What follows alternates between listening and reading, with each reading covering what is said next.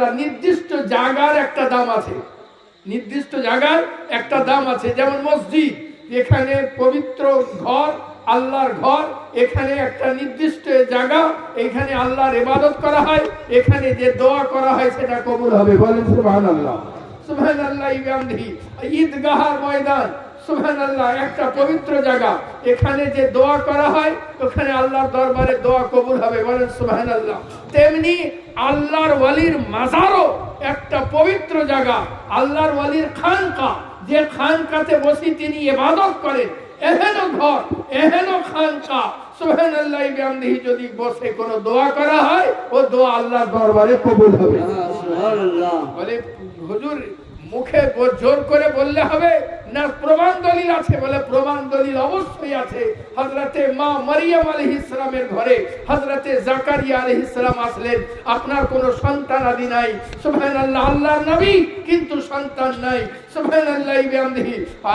আল্লাহর নবী আগেও চেয়েছেন হয়তো আল্লাহর কাছে যে আল্লাহ সন্তান দান করো, কিন্তু সুবহানাল্লাহ বিহামদিহি মর্জিয়ে খোদা আল্লাহ জানে বেহতর, সুবহানাল্লাহ বিহামদিহি। কিন্তু হযরতে জাকারিয়া আলাইহিস সালাম যখন মা মারিয়াম আলাইহিস সালামের ঘরে দেখলেন বেমরসুমের ফল, সুবহানাল্লাহ, আমের সিজন নাই আম, লিচুর সিজন নাই লিচু, সুবহানাল্লাহ, জামের সিজন নাই জাম, সুবহানাল্লাহ, যত রকমের সিজন নাই, বেমরসুমের ফল দেখতে পেলেন, তখন জিজ্ঞাসা করলেন, ইয়া মারিয়াম আন্না লাকি হাযা, হে মারিয়াম এটা কি? সুবহানাল্লাহ বিহামদিহি, এটা কোথা থেকে এসেছে? উনি বলতে আছেন ইনদাল্লাহ, সুবহানাল্লাহ, আল্লাহর তরফ থেকে এসেছে। উনি সুবহানাল্লাহ বিহামদিহি মনের ভিতরে উনার আশা জেগে গেল, মারিয়ামকে যদি আল্লাহ পাক বেমরসুমের ফল দিতে পারেন তাহলে মারিয়ামের ঘর থেকে হাত উঠিয়ে দিই। মারিয়াম আলাইহিস সালামের ঘরে হাত উঠিয়ে দিলেন আল্লাহর নবী। আল্লাহর নবী হাত উঠিয়ে বললেন, মাওলা আমাকেও একটা পুত্র সন্তান দান করো। সঙ্গে সঙ্গে আল্লাহর তরফ থেকে খবর হলো দোয়া কবুল করা হয়ে গেছে, আপনাকে পুত্র সন্তান দান করা হবে, তার নাম রাখবেন ইয়াহইয়া আলাইহিস সালাম। আল্লাহ গানি, বুঝা গেল আল্লাহর ওয়ালির নিকটে থেকে যদি দোয়া করা যায় তো আল্লাহ পাক সে দোয়াও দরবারে ইলাহিতে কবুল হয়ে যায়। সুবহানাল্লাহ বিহামদিহি। কিন্তু চাইতে হবে কার কাছে? আল্লাহর কাছে। জোরে পড়তে হবে সুবহানাল্লাহ।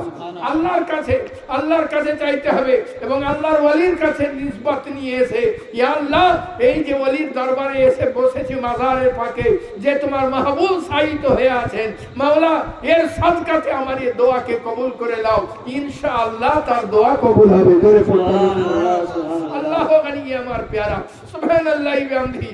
সত্যিকারের যারা আল্লাহর ওয়ালি, সুবহানাল্লাহ, গাউসে পাক রহমাতুল্লাহ আলাইহি, সুবহানাল্লাহ, একজন আল্লাহর ওয়ালির সংবাদ পেলেন, তার সঙ্গে দেখা করব মনে করলেন, দেখতে গেলেন, কিন্তু সেখানে বরফের এলাকা, বরফের এলাকাতে সুবহানাল্লাহ বলে কোথায় তিনি ইবাদত করেন? বলেন এই বরফের উপরেই তিনি ইবাদত করেন। তো বরফের উপরে ইবাদত করার জায়গাটা গাউসে আজম পীর রহমাতুল্লাহ আলাইহি লক্ষ্য করতে লাগলেন,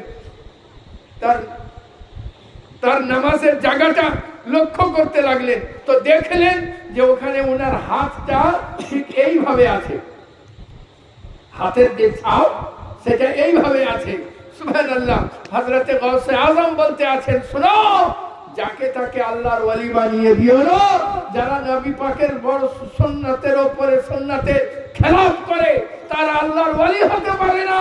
আরে গাউসে পাককে বলতে আছেন, আপনি তো লোকটাকে দেখলেনই না, তার সঙ্গে বসলেনই না, তাহলে বুঝলেন কি করে? বলে হাত, প্যারা মুস্তাফা যখন নামাজ পড়তেন হাত এমনি থাকতো। জোরে পড়তে হবে সুবহানাল্লাহ। সামনে দিকে সিজদার সময় হাত এমনি থাকতো, ছড়িয়ে ছিটিয়ে থাকতো না। অতএব ছড়িয়ে নামাজ পড়তে আছে সুন্নতের খেলাফ। তাকবীর, আল্লাহু আকবার, ইয়া রাসূলুল্লাহ, আরে হায়দারি, সজ্জনে সিবাড়া কে ছোট হুজুর পাক কিবলা, জিন্দাবাদ। সুবহানাল্লাহ বিহামদিহি। আল্লাহু আকবার। আরেকজন আল্লাহর ওয়ালি, সুবহানাল্লাহ বিহামদিহি, আরেকজন আল্লাহর ওয়ালি আরেক আল্লাহর ওয়ালিকে দেখা করতে যাবেন। দেখা করতে গেলেন, ওনার মুরিদকে সঙ্গ নিয়েছে, অনেক দূর রাস্তা তয় করতে আছেন। তাই করতে করতে কাছাকাছি আসলেন, আসার পরে দেখছেন তো তিনি ওযু করছেন। জোরে পড়তে হবে সুবহানাল্লাহ। ওযু করছেন, তো এক হাতে পানি লিখেন আর মুখে মুখে দিচ্ছেন।